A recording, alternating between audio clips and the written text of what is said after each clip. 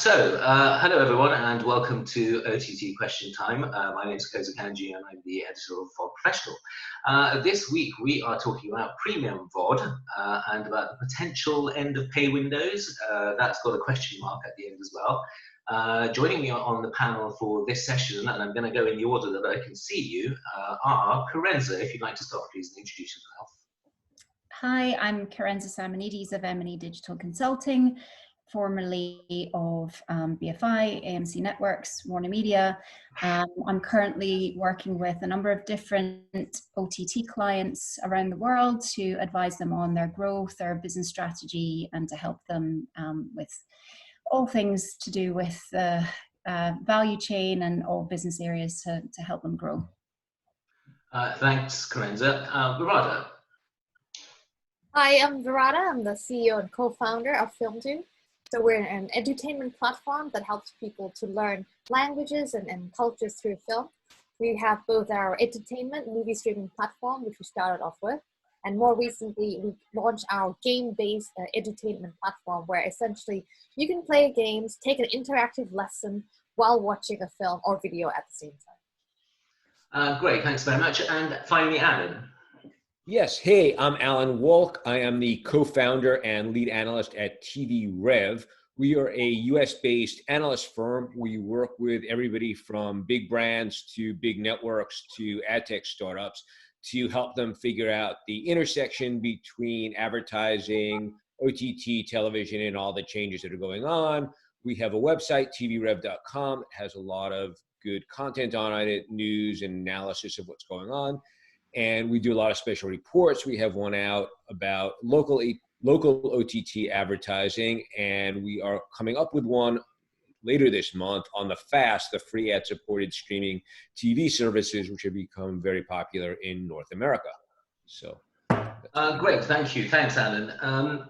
I should say that, by the way, if you want to start sending your questions in now, feel free, and we will get to your questions later as well. Like all the best sort of wedding speeches and boring presentations, can we start with definitions? Yeah, and actually try and define what premium VOD actually is. What are we talking about when we're talking about PVOD? Virada, let's start with you actually on this.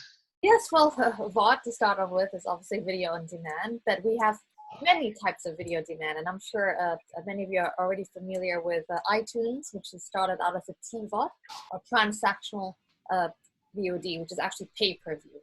Then obviously we now have lots of different type models. Subscription or SVOD is the one that we're most familiar of, Netflix being the most notable.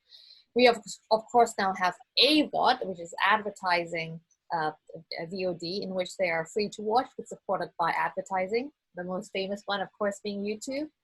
There's also, of course, FVOD, which is free to watch. And often these are, for example, linear TV, so they're essentially available to watch for free. And of course, now, very recently, we are hearing something which is called PVOD, or rather premium VOD. And why are they premium? It's because they are first priced much more higher. But why they're much more higher? It's because they tend to be used for very new films or premiere releases or for special occasions in order to show the film online, and hence premium or PVOD. Thanks, Virada. And the reason that I wanted to sort of define premium VOD is because it then helps us talk about pay windows.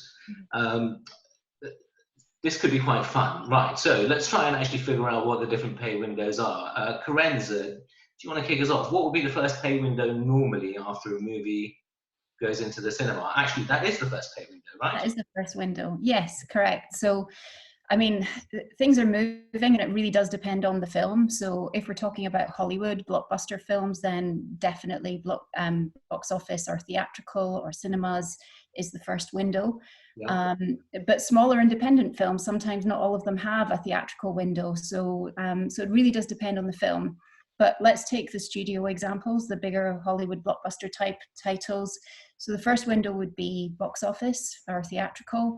And that window between box office and the next window, which would be home entertainment, so that's DVD, EST, or electronic sell-through, that's typically started off a few years ago being around 6 months between that period of time, and it's gradually decreasing. So now it's around 3 months in general, but obviously with the advance of PVOD, then that's shrinking for some titles even further. Yeah. So then after that, then you come into SVOD, or subscription video on demand, and also pay TV. So sometimes they can be in the same place. Sometimes there's a gap. Maybe pay TV's first, depending on the deal. Maybe SVOD's later. And then after that, you come into sort of broadcast or free TV. And, you know, there was a sort of, up until the advent or the kind of growth of the internet and internet distribution, those windows were relatively fixed, and there was much more of a cookie cutter approach for the way the studios worked. But certainly the way that things have changed with the advance of Netflix, etc., then things are really changing. So it's much more volatile at the moment and very much dependent on the title and the studio. And in between, there's, by the way, another little sliver, isn't there, between theatrical and home entertainment, which is sort of a hospitality VOD, if that's a thing, yeah, or a hospitality window. So airlines. Yeah, airlines, yes, true, yes, yeah. Right. I'm only including the ones that are sort of direct to consumer, but yes, yeah. If you on an airline, then you can usually get to watch them before you.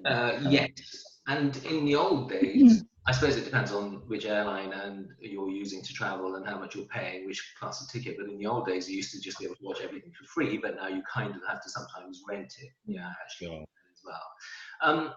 Alan, when we're talking about that first tier, then PVOD, the VOD window. I mean, Murad and I were talking about this earlier. So we think that we've identified at least 4 different flavors of PVOD. Yeah. So does this sound familiar to you? We've got day and date release. Yes. Yeah, which is simultaneous release in cinemas and on OTT. Yeah. Then we've got a slightly delayed release onto OTT, and that's, for example, the deal that's recently been done between AMC and Universal. Right. And then we've got VOD first, rather than cinema first. Yeah. And then finally, we've got something which we were kind of calling TVOD Plus. Which is where something is in the cinema, but it also gets shown on pay TV. Does that sound familiar in the analysis that you do for your yeah, that definitely sounds like where everything is, and and that's all shifting, and a lot of times those things are just kind of like somebody came up with the idea and sold it to the studio, and they're like, okay, yeah, we'll do that. Yeah. As opposed to it being sort of these set things that have been going on for years. Can you tell us about the box office, Alan? Yeah. Have you got any data on the size of the box office worldwide and in the US? I mean, it's tough to say now in the US, because of everything that's been going on, clearly, there's very little box office. Theater chains are still closed down in a lot of places, and even when they're open, people aren't rushing to go back. I mean, given the whole sort of indoor-outdoor thing, I mean, you're starting to see drive-in theaters actually making something of a comeback. But, the overall box office, even before the pandemic, box office has been slipping. There's been this focus on blockbuster films, which do okay. But overall, people are starting to move away from watching movies in the cinema. You've got a couple of factors going on. You've got these, in the giant screen TVs that have come way down in price. I mean, in the US, you can get a 65-inch screen TV for about $500, which it was, that was a couple $1,000s not that long ago. Yeah. And people are sort of used to watching movies at home now rather than in a cinema. So the other thing that you're seeing are these sort of upscale cinemas, where you basically sit in something that looks like a first-class airline seat, and you have waiter service, and you have a little blanket, and and you're paying probably twice what you would pay normally for a theater ticket, but that's just sort of a Band-Aid. There's not a lot of those. And, the other thing that we're seeing is that a lot of movies, you and I were talking about this, about 20 years ago, there were a lot of indie films that would be in theaters, and those are mostly being produced now by the Netflix, Amazons of the world, and they're going straight to SVOD. Yeah, undoubtedly. We've got Everyman is a chain over here that does a sort of premium movie experience. How long has PVOD actually been going? Yeah, when was the first time that you guys, any of you, heard about the idea of premium VOD? Alan, do you want to continue? When was the first time? Yeah, I mean, I know that about a month ago, my daughter was like, "Oh, there's this movie." She's 16. She's like, "Oh, there's this movie I want to watch called the King of Staten Island with blanking on his name, from Pete Davidson from Saturday Night Live. It was his sort of first debut film, and I was like, "Okay, great, we'll watch it." She's like, "Oh, it's on Amazon." I was like, "Yeah, go. Here's my passcode." And then I was like, it was like $20 to rent it, as opposed to the normal rental price, like $6 or $7. And then I was like, "Oh, right. I read about this."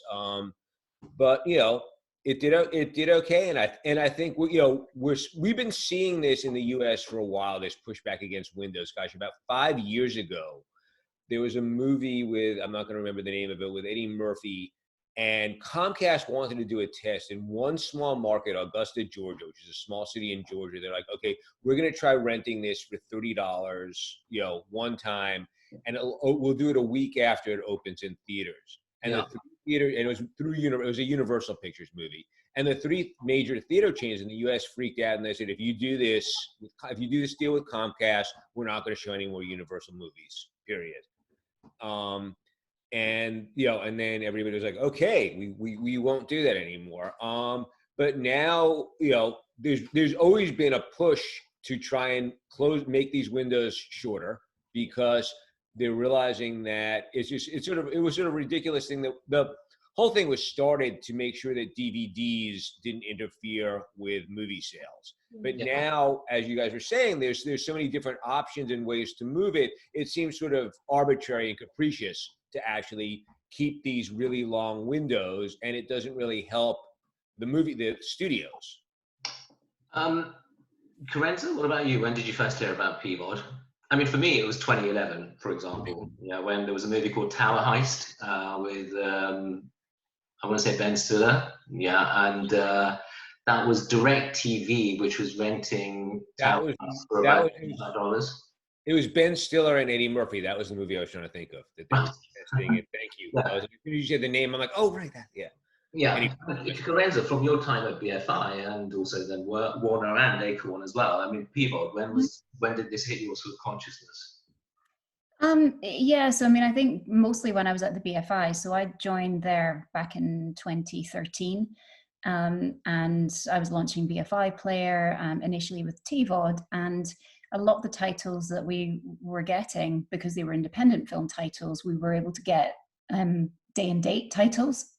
So we weren't calling them PVOD at the time. They were more, they were day and dates.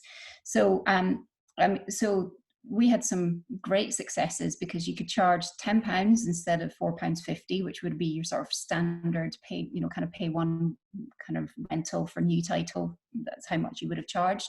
So you could charge more than double for a day and date title, and it didn't work for all of them. I think that the titles would have needed some kind of notoriety or awareness before people would be prepared to pay £10 to rent them. But certainly they worked really well for the right kinds of titles, where they'd either played the festival circuit, picked up a few awards, or had quite a lot of press, for people who were already aware of the director, or they had some really great cast or talent within them. They worked really, really well. I remember the best-selling title that we had on day and date was Nymphomaniac, unsurprisingly, by Lars von Trier. Yeah. So possibly, like the kind of title that everyone would have really been curious about watching, but maybe either too embarrassed to go to the cinema, or but that worked incredibly well as a day and date.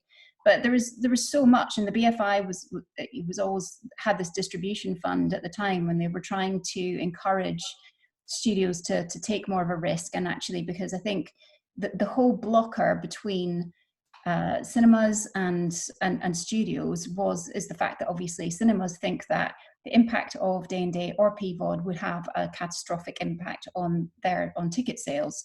Yeah. And you know, that might be the case for certain titles, but what the BFI were trying to do through their distribution fund was to get people to just take a risk and try it and see what happened.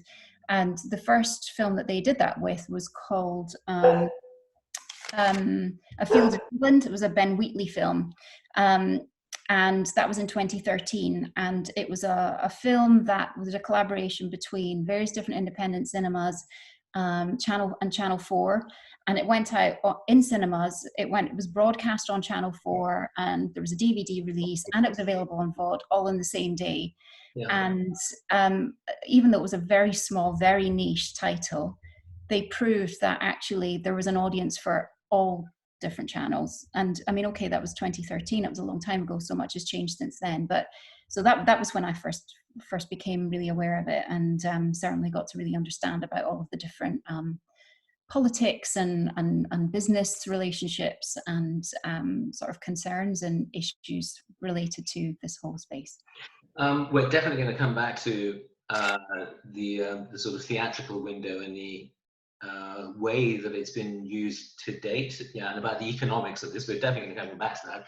Wirada, as somebody who runs an independent OTT service, I imagine PVOD has been something that you've been thinking about for yonks. Yeah, like Karenza said, you know, obviously being in the UK, I've heard the term day and date for forever now, but PVOD hasn't really had much of an industry speak until recently, very much. We ourselves have been doing day and date from the beginning since we launched in 2015. So primarily, I think the motives for doing day and date back then is actually a little bit different from now, of course. And back then, I think day and date also worked primarily because a lot of the independent distributors or independent film producer, filmmakers, they didn't want to do marketing twice, right? I mean, from a cost efficiency, they want to go with a bang. They got their review in The Guardian. You know, the film might be available in the cinema for 2 weeks, but why redo your marketing again when the film's on, you know, available for DVD or eventually online? So let's try to make the most out of the press, the publicity we're getting right now. So there is actually a lot of push coming from the independent distributors themselves to do more with day and date. So that's the space we've played in. So we've had some notable success as well in day and date, working with UK distributors. For example, the film Au revoir l'été, which is a Japanese director called Koichi Fukuda, when we released around 2015. And again, you know, it opened in cinema, it opened on our platform. We worked very closely with the distributor. And that was primarily the motive back then, to maximize the marketing campaign for these independent and often international films. But I think we're in a completely different generation now. The PVOD as we exist today is, you know, for bigger studio films, so massive films where the world has been anticipating, and it's actually the studios themselves coming for this premium or earlier release with a whole new different model and marketing budget behind as well. So it's actually a different game, but even though the nature of the business model is similar in some way, but it's a very different motive and very different players. A quick question to all three of you, actually. Is PVOD a thing now, primarily because of lockdown this year, or are there other factors as well? Is it because we can't go to the cinema so much that the studios are actually experimenting with PVOD, or is it a societal thing, a generational thing, as you say, Wirada, as well? What do we think, Alan? Let's start with you. We'll just do a quick round, a quick fire round with this one. Yeah, I mean, I think it happened because of lockdown. I mean, that was the only way it sort of took off. But what will depend on whether it stays a thing is whether the studios think they have any real power over the movie theater chain. So for a long time, the reason they wouldn't do it is they were afraid, gosh, if the theater chains get mad at us and stop showing our films, we'll lose money. Yeah. But at this point, who knows when cinemas will come back, whether they'll still have that power, whether they'll even survive the lockdown. I mean, that's a big question. And so if the studios feel like, hey, we have the upper hand now, then they're just going to continue doing this. And also you have the fact that consumers have gotten used to it. Consumers like it. They've responded well to it. It's going to be hard to sort of pull back, and the studios can say, hi, it's those evil theater chains that are making us do this. We would gladly give it to you on, on PVOD. Carenza? Yeah, I agree. I mean, I think I think they would have done it before now if it wasn't for the influence of the cinemas over their decision making. Because I mean, the box office, the theatrical contribution to the success of a film is huge. I mean, a blockbuster film kind of lives or dies based on the results of the box office, partly from a kind of, because it's such a marketing platform for them as well as obviously that a lot of the sales that they make internationally, for example, depend on the box office results in the US. So it's really been based around that, and so with the theaters exerting so much control over the studios, who they know are so reliant on the box office revenue and the box office stats, then that's why they've been so reluctant to actually break free and actually do it. So I think the fact that people couldn't go to cinemas gave the studios the kind of impetus to sort of give them the reason to say, okay, well, we're going to do this. Yeah. And I think with Trolls particularly, they already had merchandise, for example, and the reason why it works so well with kids' films is because of the merch sales. So they already had merchandise in retailers on shelves waiting to go. So they've used that as an additional reason to do it. So yeah, I mean, I think it was just it was a good reason to do it without hopefully causing too much upset, even though it kind of happened in the end to be that way. And when you say Trolls, by the way, you're referring to Trolls World Tour, right? Yeah. Which has gained, I think it's got reported sales of over 100 million. Yeah, they achieved $100 million in sales in 3 weeks compared to what that achieved theatrically in 5 months for the first Trolls. So I think partly the reason why so many other studios and why it's become such a hot topic is because of these results. I mean, it was the first time that a big studio had done this at such scale for that price ticket, $20 for a film that already had a loyal following and was being anticipated as a theatrical release.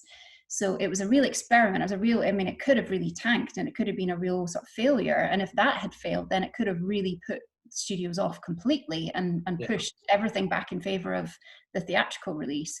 But the fact that it was deemed to be so successful, I mean, $500 million in sales, that's, I can't remember, I worked out, that's like, oh, my maths is terrible, but yeah, I mean, that's a significant number of actual rentals. I think 25 million rentals or less, 2.5 million rentals, within that space of time is really significant. Yeah, so it was a strategic bet, but was it always going to be a winner because of lockdown, or is there also the confluence of the the studios starting to go D2C? So has Disney Plus got something to do with this as well, Murata? Yes. So do you want me to answer that question, or you can answer whichever one you like. The reason I mentioned Disney Plus is because obviously Disney's position as the biggest studio now because of Marvel and Lucasfilms as well. Yeah. But everything they do, everybody else surely has a look at and says, why are Disney doing this? And if Disney is doing this, then should we be doing this? Well, I think, Kaiser, we had this discussion earlier as well. Actually, when the studios are involved now, the whole dynamic of how revenue is shared on the on the platform, it's a completely different game as well. In the past, especially for independent international filmmakers, to get a film onto a platform, there's still many layers in the value chain, as in, who gets the revenue share? Is it the distributor? Is it a content aggregator who gets the film to the platform? Yeah. Ultimately, there's so many chains before it comes back to the independent or international film companies, but it was their only choice. So day and date has existed, as I mentioned, for a number of years now, and especially niche and foreign language films, they do that very well. Like Curzon Cinema, they also have their own platform, Curzon Home Cinema, and they've been around for years. But their film also retails around, similar to BFI, around £9-10, nothing in the £20 or $20 range that I've seen yet in the past. But now we're a completely different player. So The answer to the earlier question is that actually I think the pandemic has accelerated the big studios into the space, whereas before it was more of the niche, the independent, or experimental. That's how it works out, and obviously the bigger studios have had their big cinema to fall back on, had their box office. In a way, maybe they were complacent; they didn't think they needed to do that. But now that people, just your average person, can't go to the cinema, they are embracing that. But for the first time, what's different and why Disney is doing is because Disney owns the content all the way to the platform, right? So the revenue that they make on that platform flows back directly to the content owner, and they see a much more bigger piece of pie. So that is exactly why they're doing it, because they can harness a lot of it much back earlier and for global distribution at the same time. Murad, you had a slide as well to show us that explains the different sort of the different players in the whole chain of getting a piece of content from the first glass to the final glass, where somebody's actually being able to watch the content at the cinema or on an iPad or a smartphone. Yes, I'm just trying to share my screen. Just bear with me.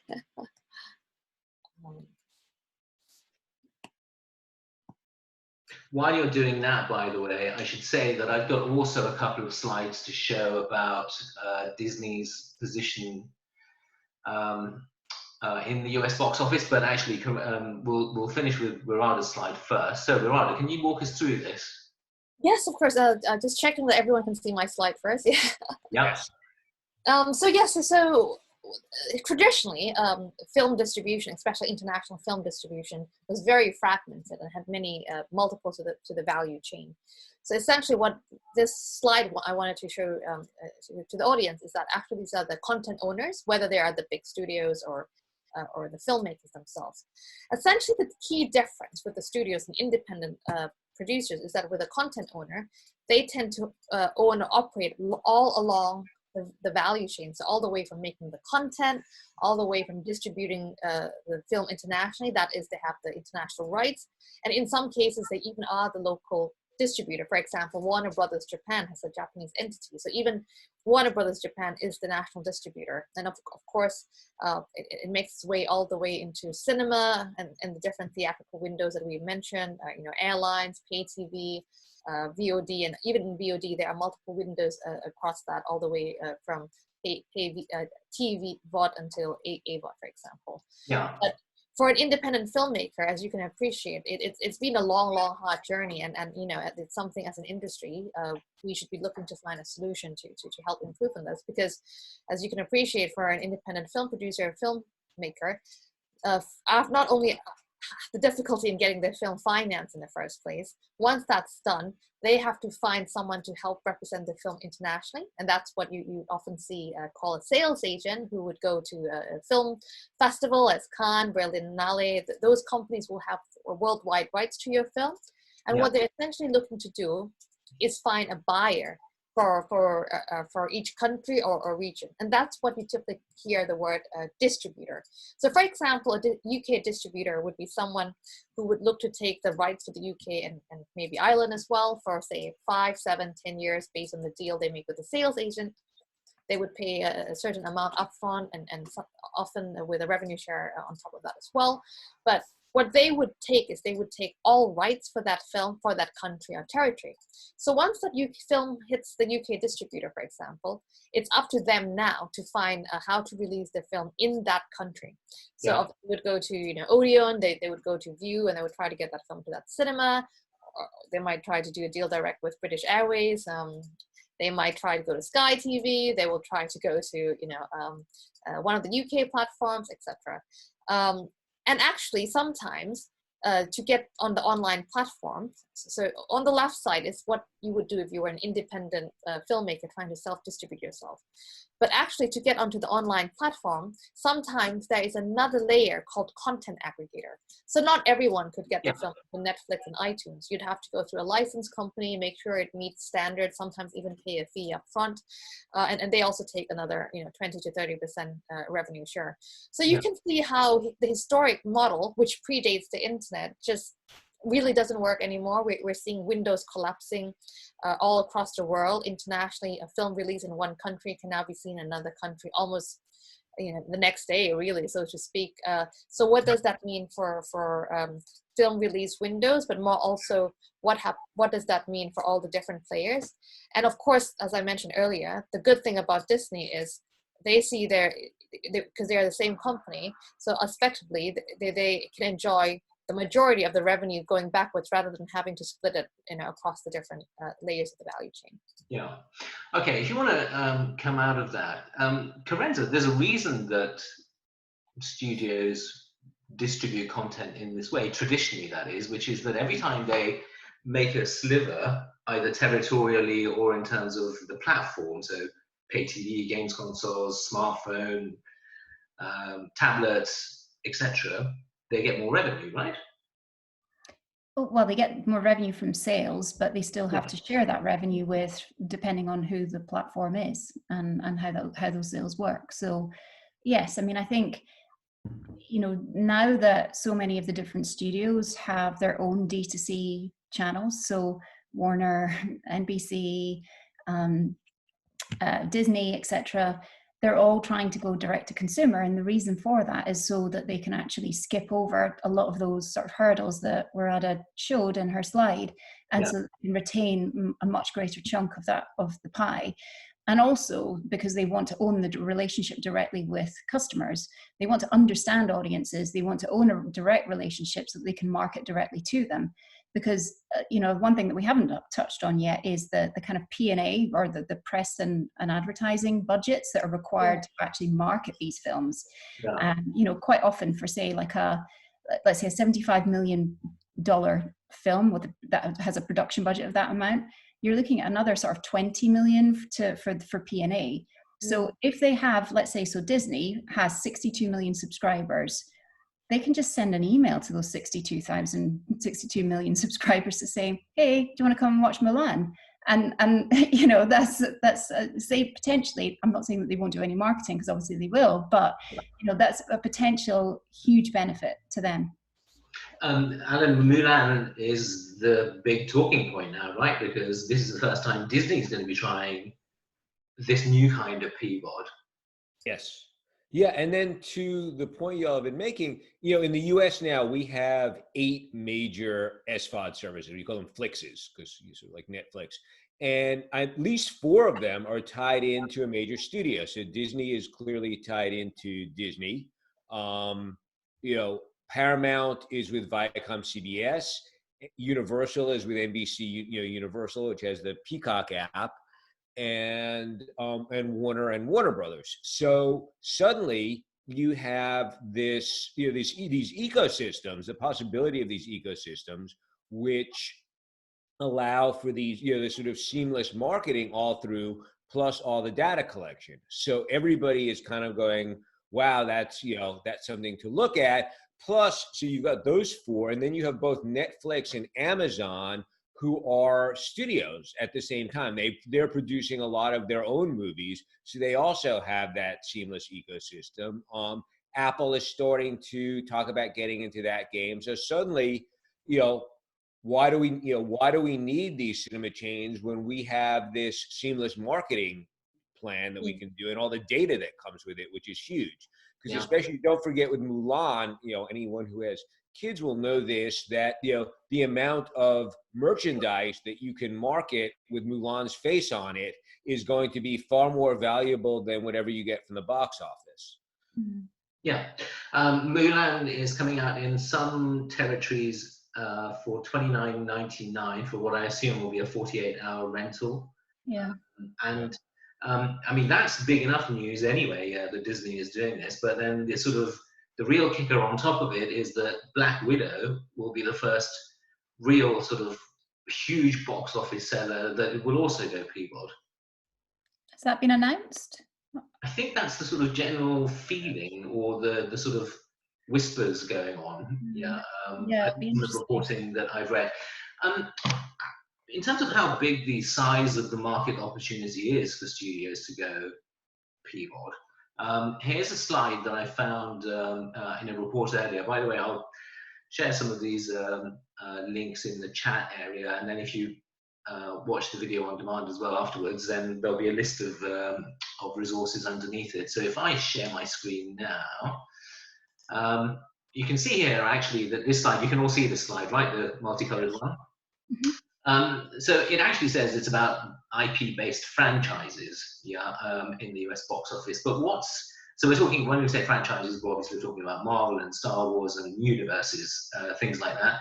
But what's interesting to me over here is that on the right-hand side, you can see that Disney, which is made up of these 4 blue bars, accounts for almost 40% of the US box office revenue. And that's just incredible to me in terms of, as I say, the potential market opportunity if they were to go fully D2C, not bypassing the cinemas entirely, because exactly as Karenza said earlier, going to cinemas isn't just sales, it's also marketing as well, and building up a sort of big bang for the film too. So that's one slide about Disney's performance in the US box office right now. Its sort of historical and longer term performance is also interesting too. So you can see from 1990 to now, after the acquisition of these big franchises like Pixar and Lucasfilms and Marvel as well, that it's got almost a 40% share of the box office. I'm going to just come out of the sharing back to the panelists here. I think I read earlier that the US box office revenue last year was, no, hold on. The global box office was about $44 billion, and the US box office was about $13 billion. Murado, does that sound right?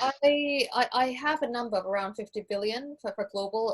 The US, I'm not sure on the top of my head, but yeah, 50 around that. Obviously, there's also short films and documentaries, so I think it's a little bit bigger. Okay, so if Disney is charging $29.99 for Mulan dollars, yeah, for PVOD, Karenza, any idea on how much of that it would get to keep? About 80%. Well, it depends. I mean, typically they say PVOD is about 80% versus 50% through ticket sales in a cinema. Right. That's a rough average. But no one before has done a PVOD release where they own the direct relationship with the customer. So previous PVODs like Trolls, for example, was retailed on Amazon and iTunes, and they negotiated a deal of 80% revenue share. So they took 80%. With Disney, unless, with everything going directly through their app, I mean, potentially they might still be charged some fees through app retail stores, but if it's all going directly through their app, then they're going to be getting close to 100%. Yeah. Wow. Yeah. Murado? I completely agree. Like I said earlier, this is the first time that we have a major studio also owning the distribution and technical platform. I mean, typically, iTunes used to be 70-30. They keep 30, 70, and of course, if there was an app on an app store, then the app store takes down the 30%.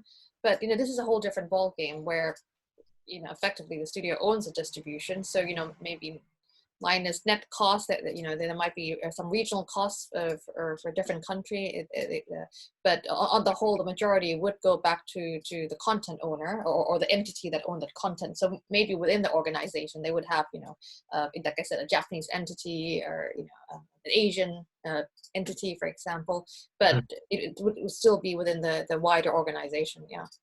Alan, we're not really saying that cinemas are finished, right?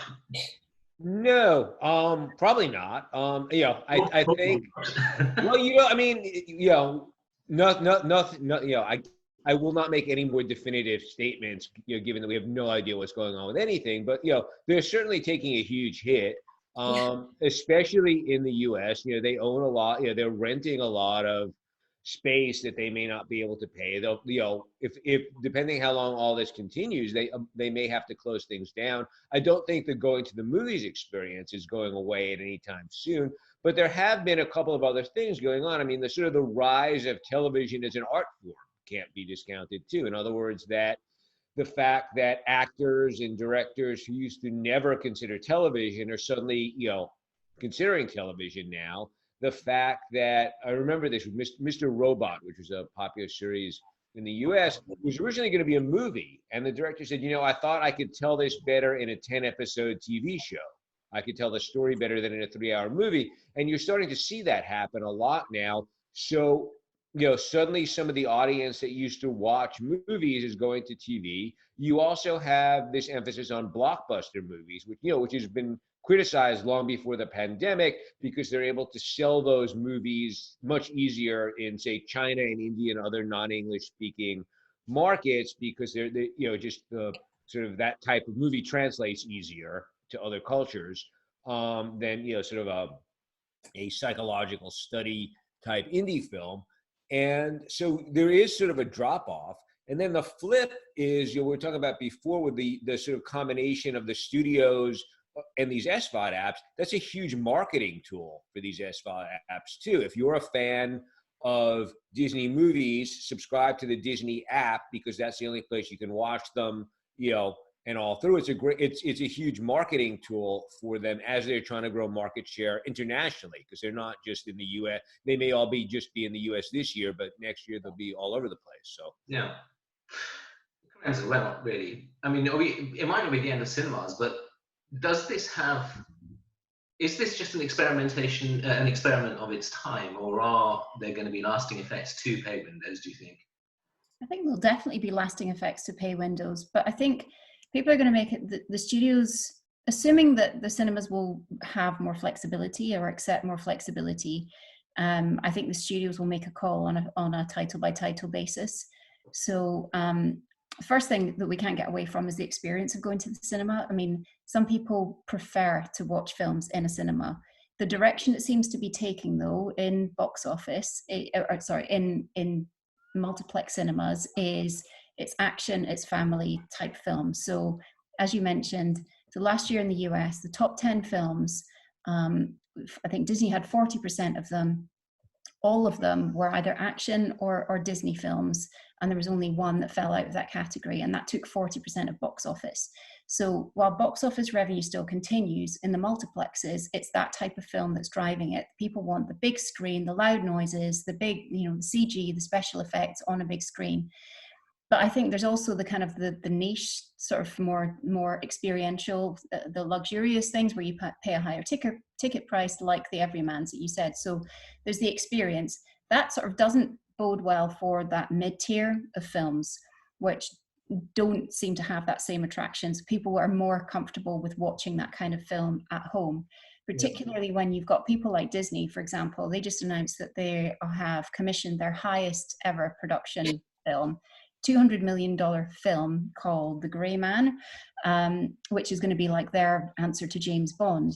But that will sit within a subscription service. They're not going to be charging PVOD. That will just be available to their subscribers. So I think personally that, first of all, with those types of films, with that kind of production budget, going straight to VOD, because that's Netflix, they could decide to include a theatrical release, as they have done with some of their bigger films, or they might not. So that's one thing. Second of all, it's just the reason for people's going to the box office or to cinemas nowadays. Somebody likened it to a games arcade in the 1970s before games consoles were released. So you had to go to a games arcade to play games. Then you could have them at home. And so people stopped going to the games arcades other than to experience the kinds of games that you can't have at home. So I think that, unfortunately, that seems to be the way that cinemas are evolving, and the kind of reasons that audiences have to go to cinemas. I think there's definitely still a place for them. I mean, last year, actually, I saw a stat to say that last year was the actual highest global box office revenue ever. And because there's still massive growth in countries like China, for example, and in Asian markets. So it might be declining in the US, it's kind of holding steady in the UK, but other markets are exploding. So it's massive. It still has a huge place. But just to the point of, with Disney, for example, I think that this might not be a model that they'll get away with very often. So, I mean, Mulan and Black Widow were announced as theatrical films. They were announced for cinemas. Yeah. So to charge like a ticket price for those films on their service is justifiable. People can understand that. But if they come along and make another 200 million box office or production-based film, and you've got Netflix doing the same thing without charging that fee, then will they be able to get away with it or not? So I think that's going to be interesting. See, that's always been something that's interesting to me, actually, because even 10 years ago, I could go to a Blockbuster and actually physically rent a DVD. And I remember at the time it was maybe, let's say, £3.49 to rent a DVD overnight, right? Mm. And then at the same time, when I could rent movies from iTunes, they were also £3.49. And I didn't understand why I had to pay basically the same when at least Blockbuster had bricks and mortar costs and costs of sales assistants and electricity and all of that kind of thing. But somehow the big players managed to condition us to the idea that we should be paying roughly the same as we used to in a DVD store. And is that the way that Disney could condition us as well? You know, to not just Disney, but I mean all the other studios, that actually we should be paying $30 for watching PVOD at home. I think actually, we'll let you have the last word on this. Yeah, and actually the knock on, if you're going to answer that question, but then also address Karenza's question about film watching in Asia. You and I were talking about Thailand earlier, and we were saying there that could prices be cheaper because the population is so much greater, or does that not come into it? Yeah, so first of all, $29 may work in the UK, US, and some European country, especially if there's been a big anticipation around, you know, Mulan and the rest of the world. That's that's just not a realistic price point at all in terms of, you know, how those countries operate.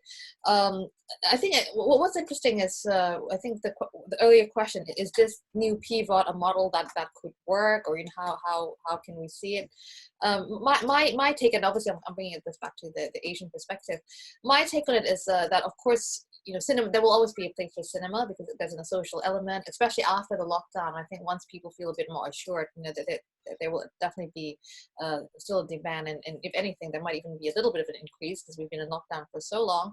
But absolutely right, going to the cinema, you know, I think it's more of a social thing, so they are looking for the more high drama, dramatic film, sci-fi.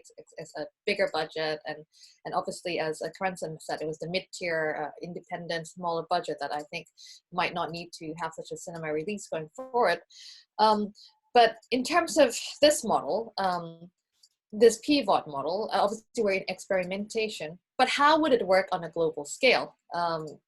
Because, you know, especially for the studios, where actually historically a big part of their box office is not American box office. You know, so many films actually tanked in the US, but actually end up making a lot of their box office from Asia, especially China. So actually it's that knock-on effect of having theatrical release internationally.